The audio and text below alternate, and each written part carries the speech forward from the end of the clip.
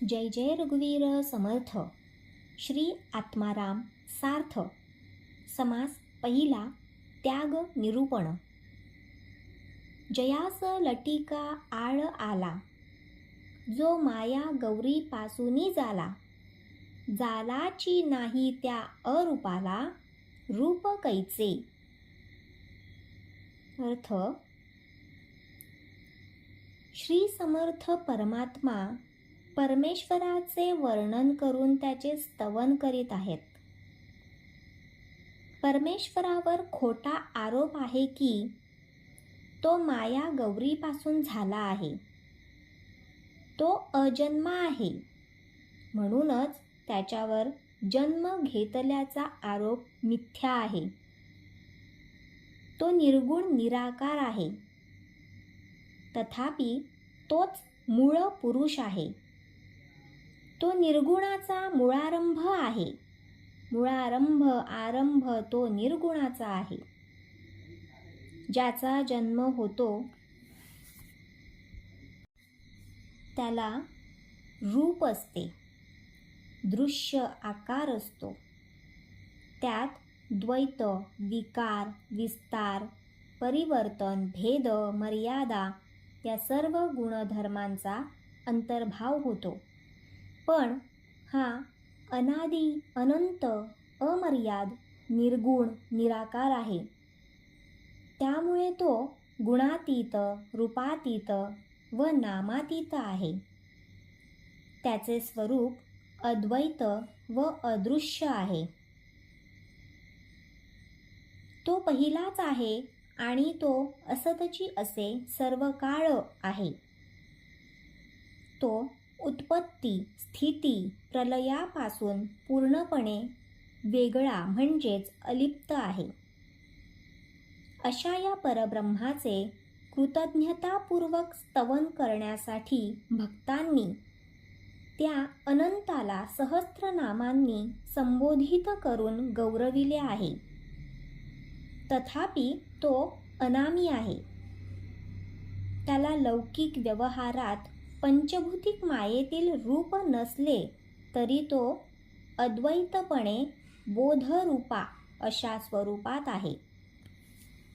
नातुडे मुख्य परमात्मा, म्हणूनी करावी लागे प्रतिमा. केवळ आपल्याला त्याची ओळख व्हावी, त्याचे स्तवन भजन करता यावे, म्हणून त्याला सगुण रूपात दर्शविले जाते. तेथे साधनांचा विचार, न घडे निर्विकारी विकार. परी त्यास नमस्कार, भाव बळे माझा. अर्थ. मागच्या ओवीत वर्णन केल्याप्रमाणे परमात्मा एकला एक आहे. तो गुणात, रूपात, नामात नाही. तो अदृश्य आहे.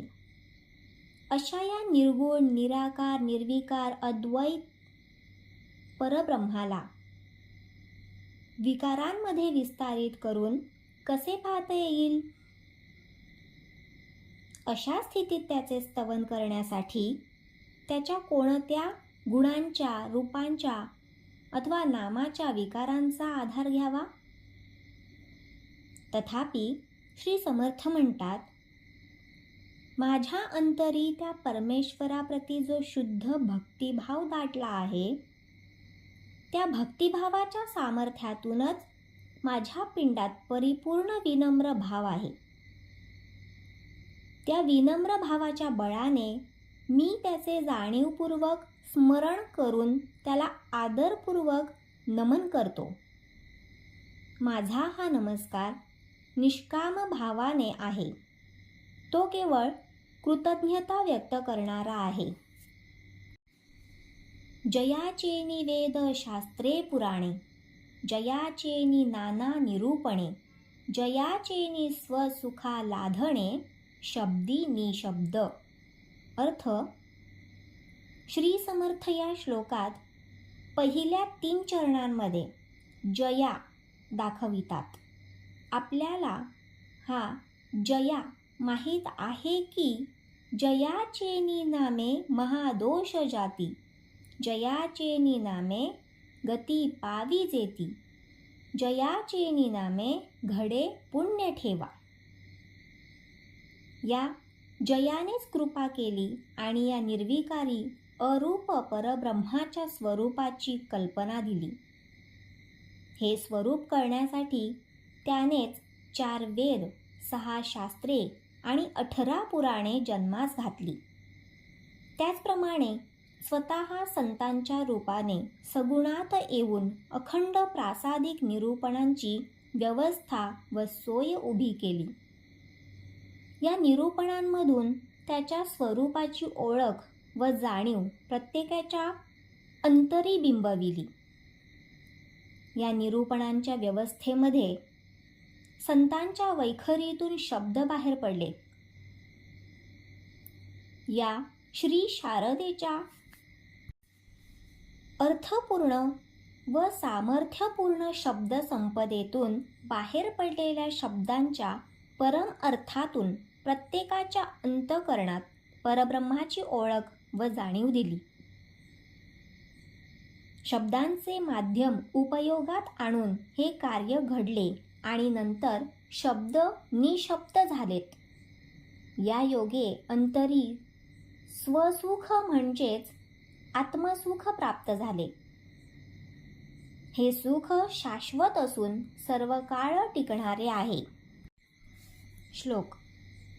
जे शब्दास आकळेना, जे शब्दे विण सहसा कळेना, कळले ऐसेही घडेना, जये स्वरूपी. अर्थ.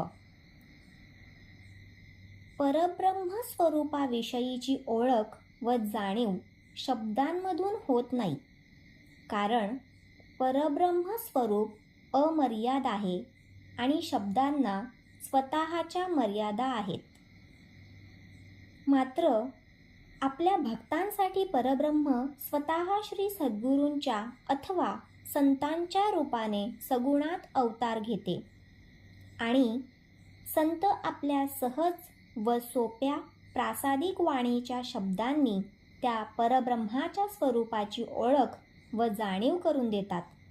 म्हणजेच परब्रह्माच्या स्वरूपाची संत सज्जनांच्या शब्दांमधून ओळख करून दिली जाते. ते ज्यावेळी शिकवणीतून ओळख देत असतात त्यावेळी त्या शब्दांचा परम अर्थ अंतःकरणात दृढपणे बिंबला तरच त्यांचे शब्द परब्रह्माची ओळख श्रोत्यांना देतात. श्रोत्यांना ते स्वरूप कळते व त्याच्याशी अनुसंधान जोडले जाते. संक्षिप्तपणे परब्रह्माचे स्वरूप कळण्यासाठी संतवचनातील शब्दच आवश्यक असतात. त्या परब्रह्म स्वरूपाचेच ते शब्द असतात.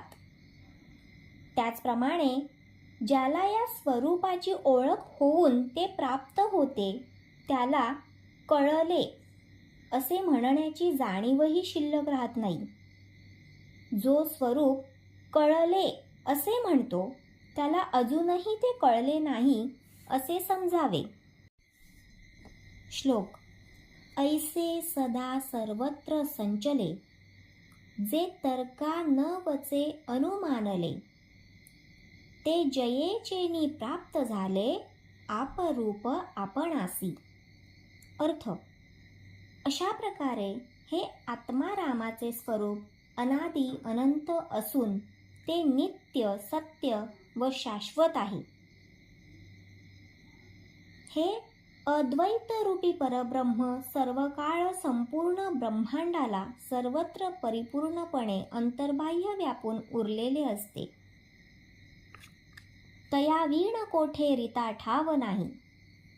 असे हे स्वरूप असले तरी ते डोळ्यांनी दिसत नाही, परंतु ते असतची असे सर्व काळ.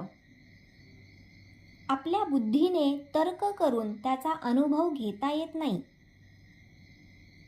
अनुभवाला असे म्हटले तरी तो केवळ अंदाजच असतो. अतर्क्यासी तर्की असा कोण आहे, त्याचप्रमाणे तो मनाच्या आवाक्याच्या बाहेरच आहे. म्हणून म्हटले आहे की मन बुद्धी अगोचर, न चले तर्काचा विचार. आपण त्याच्याविषयी तर्क केला तर नेमके उलटे व विपरीत अनुभवाला येते. मात्र आपल्या इंद्रियांसाठी अगम्य व अगोचर असणाऱ्या या निज वस्तूला प्राप्त करायचे असेल आणि अंतःकरणामध्ये त्याच्या आत्मानुभूतीचा निर्भेळ आनंद घ्यायचा असेल तर एकच उपाय आहे व तो म्हणजे जा श्री सद्गुरूंशी शरण हा होय. श्री सद्गुरू स्वतःच आत्मस्वरूप असल्याने ते त्यांच्या प्रासादिक अमृत वचनांनी म्हणजेच त्यांच्या श्री शारदेच्या माध्यमातून याचा अनुभव त्यांच्या चरणी अनन्य भावे शरणागती पत्करणाऱ्यांना देतात. ज्याप्रमाणे थंड पाण्याचा स्पर्श तप्त देहाला शीतलता देतो, त्याचप्रमाणे श्री सद्गुरू कृपेची अमृतवाणी परब्रह्म स्वरूपाच्या अस्तित्वाची व व्यापकतेची जाणीव आपल्या अंतःकरणात देते आणि त्याचे चित्त शांत, शीतल व शुद्ध करते. जय जय रघुवीर समर्थ.